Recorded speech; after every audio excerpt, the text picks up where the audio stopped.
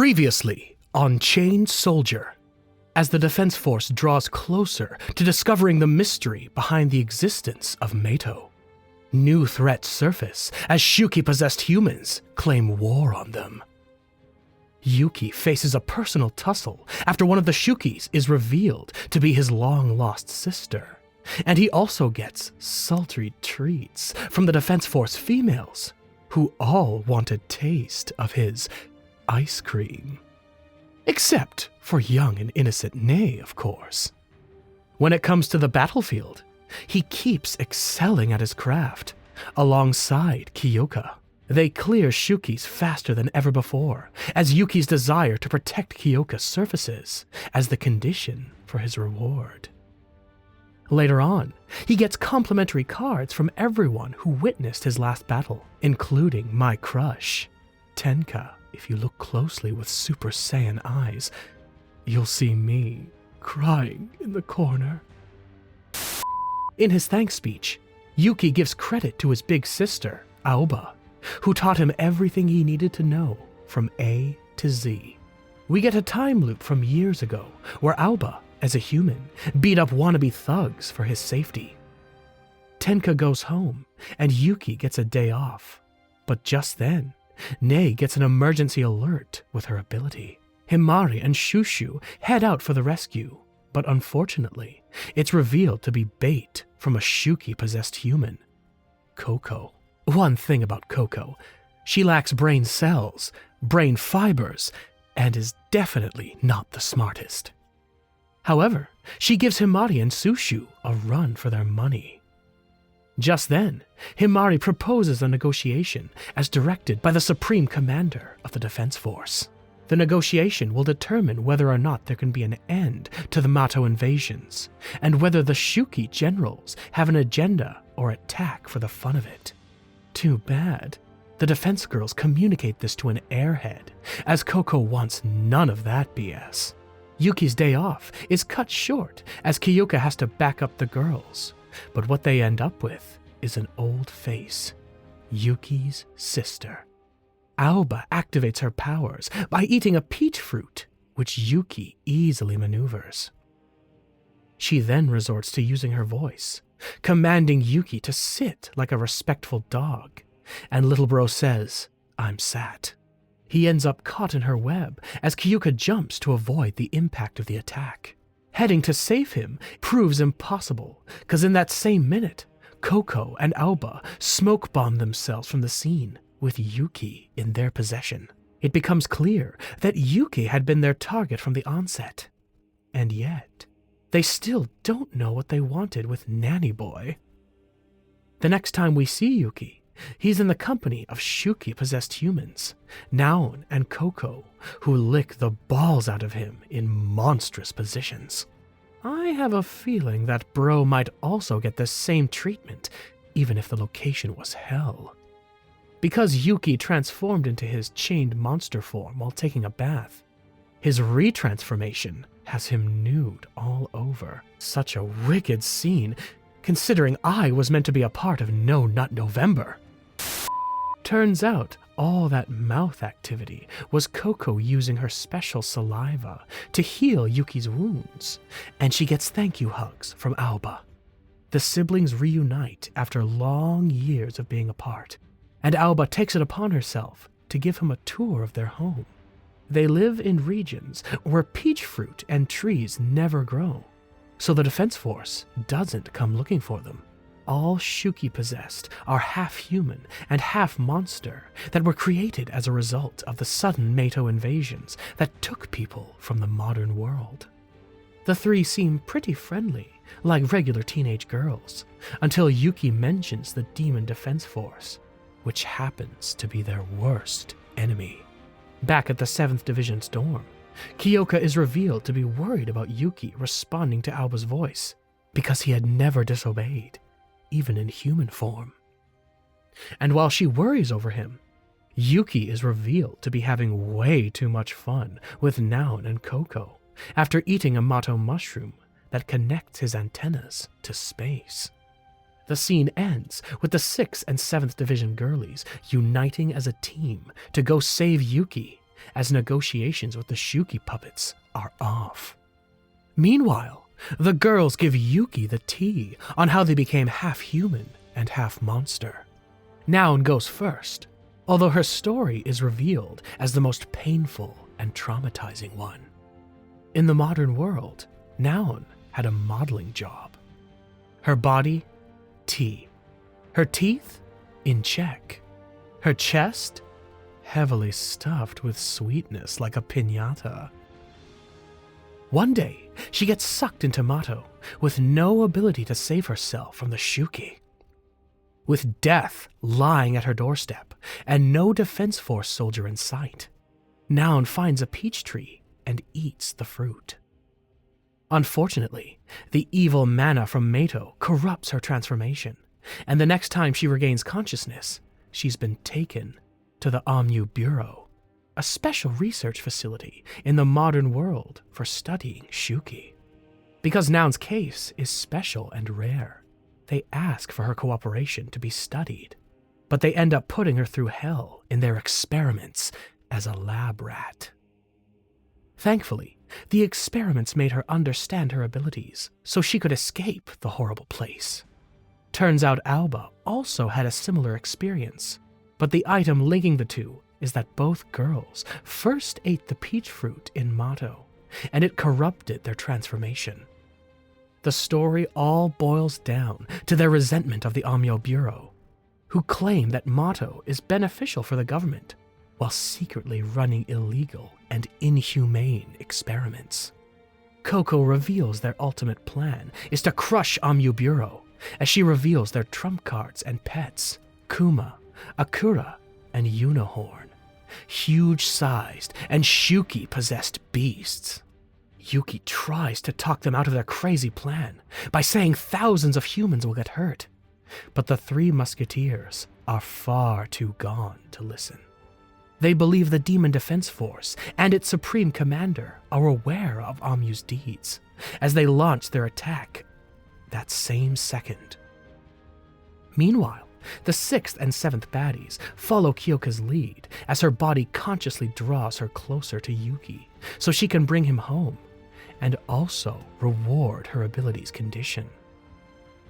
Kyouka sets their priorities right, that Yuuki must be saved and not seduced. But just then, Koka and Kuma make a shocking entrance to welcome their guests.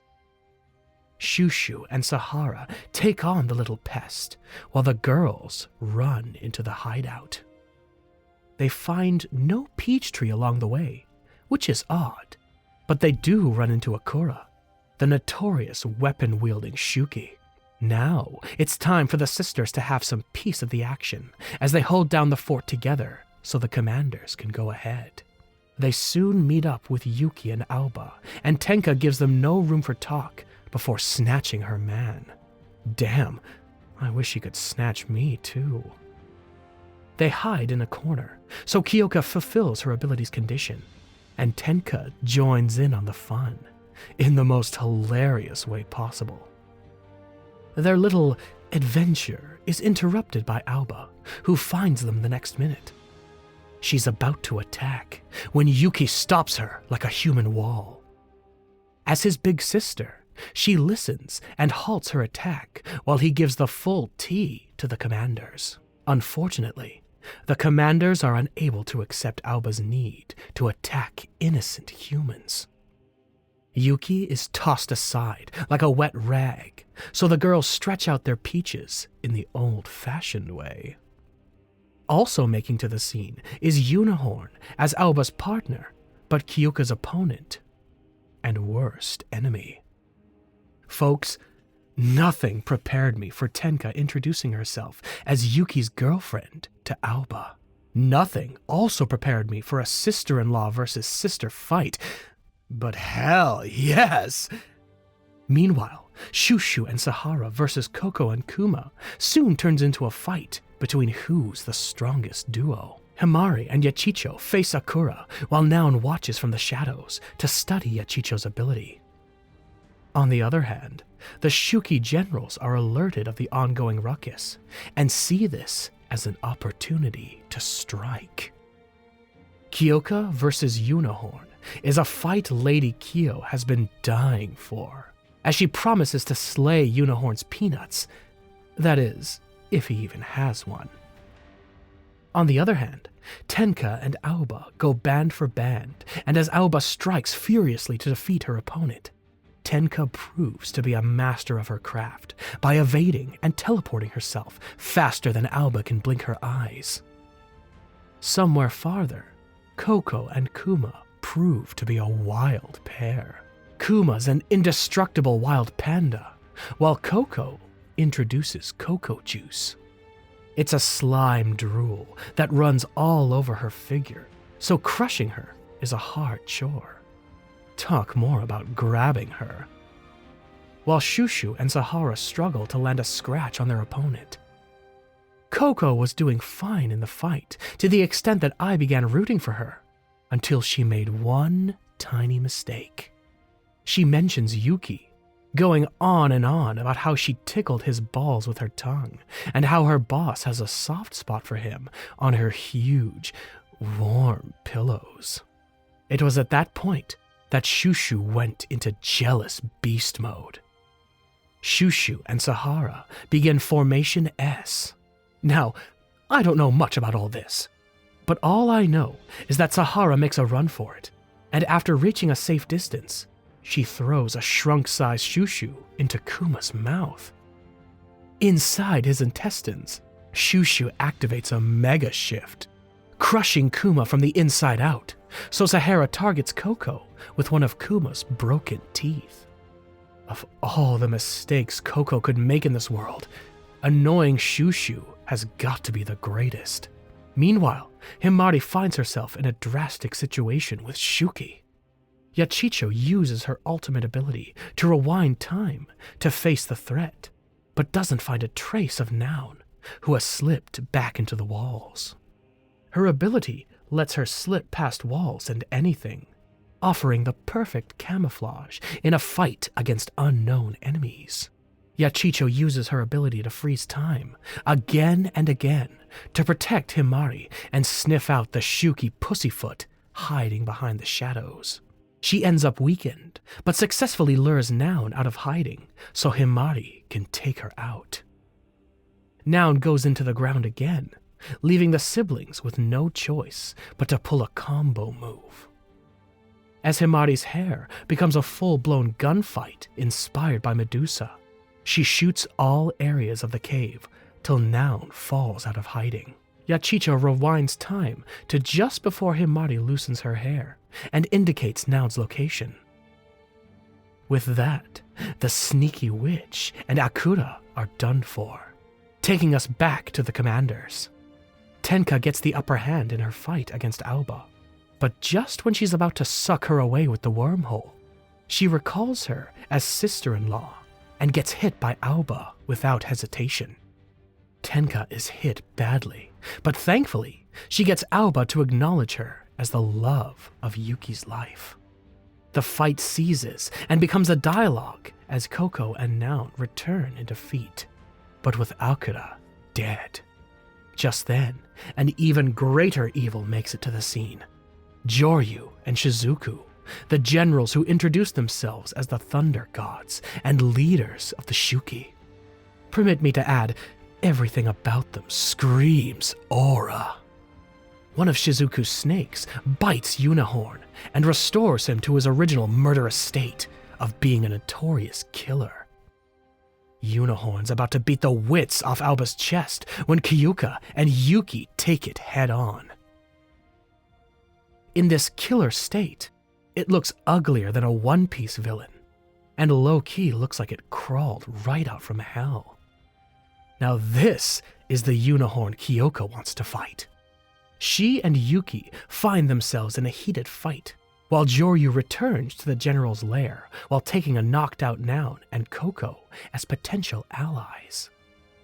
Yuki's opponent gets bigger and badder while he remains smaller, but with the resolve to be better. For the love of her hometown, Kyouka finally lands the last strike, destroying Unihorn for good, while Shizuku takes her exit.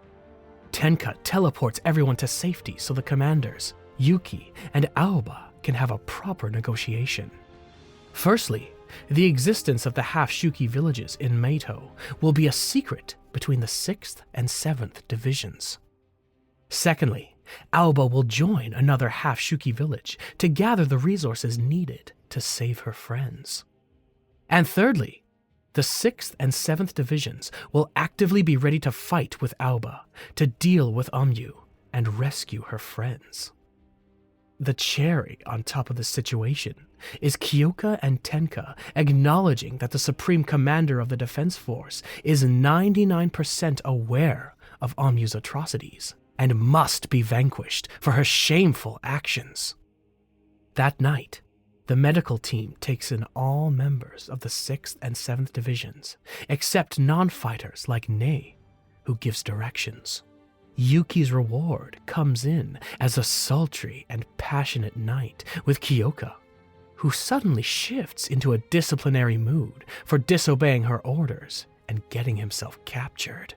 With that, isn't just a story of how Yuuki becomes a hero. Now, he must find a way to cure his sister. That's a wrap, weebs. Hope you enjoyed this recap as much as I did.